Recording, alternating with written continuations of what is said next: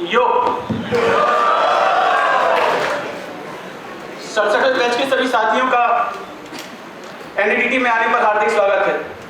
जब से आप लोग आए हैं एकेडमी बड़ी हरी भरी लगने लगी है।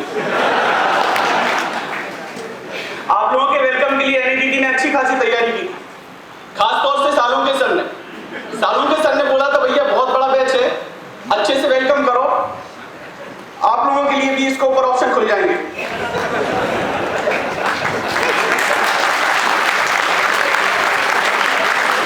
बड़ा इंतजार था 67वें बैच के आने का कि ये बैच आए, फिर हम लोगों से पोस्टिंग का थोड़ा सा ध्यान हटे, लेकिन यहाँ तो गुगली हो गई। डिसिप्लिन का डंडा दोनों बैचों पर एक साथ चल रहा है।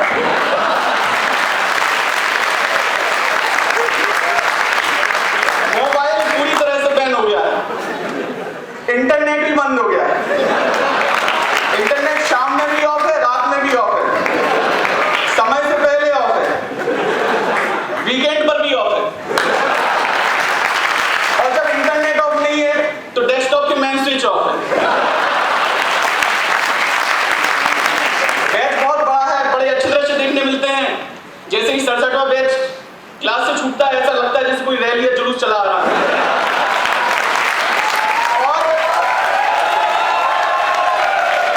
और मैथ्स का सीन तो ऐसा लगता है जैसे बारात लड़की वालों के घर पहुंच गई है।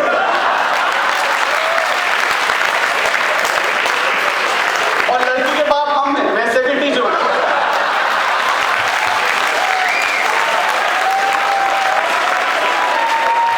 मन करता है भैया एक बार में जितना खाना लेना है ले लो, फिर नंबर लगे ना लगे। एक खास बात और है, 67th बैच के हमारे जो साथी हैं ग्रुप में नहीं चलते, ये टोलियों में चलते, क्योंकि ग्रुप 4-5 का होता है, टोली 15-20 की।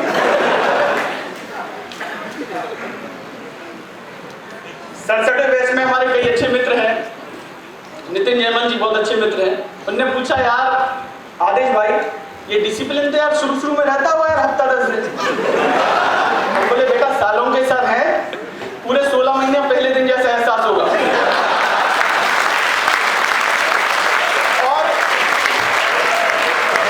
और अगर बच गए तो अरविंदाक्शन सर है ना,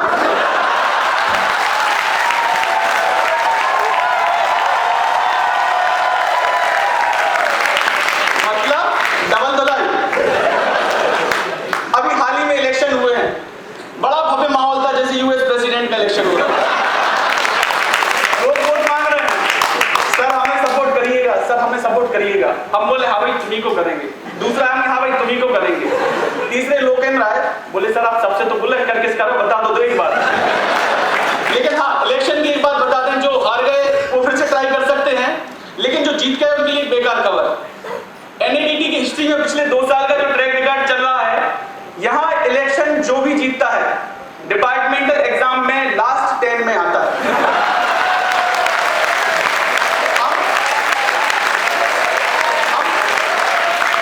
हम प्रमाणों की ताकत की बात की पुष्टि करते हैं। पिछले तीनों पीएमसी ले लीजिए, Veerabhadram, Saurabh Anand, Rajendra.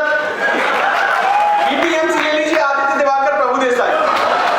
Hostel secretary Durgesh, office secretary K Mishra, cultural secretary Raghav, और मैं सेक्रेटरी हम।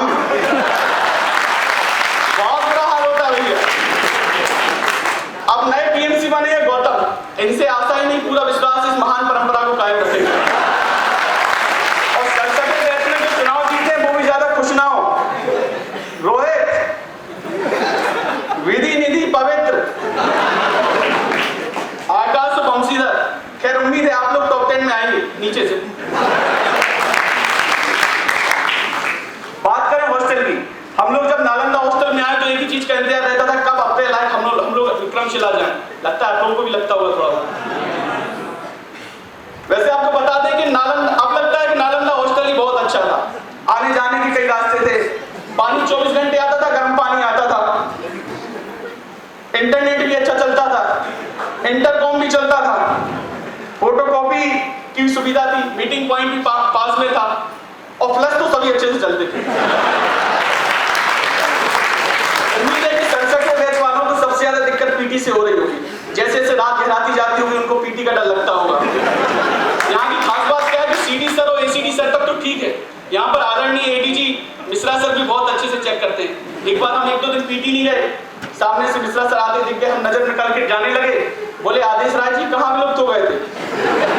भाई साहब जो दिल दहला है, रोज टाइम पे नींद खुलती है। और मिश्रा सर सामने से आते हैं तो स्लो हो जाते हैं कि हमारी शक्ल देख ले, और नहीं देख पाते तो बार बार के घूम के आगे पीछे जाते हैं।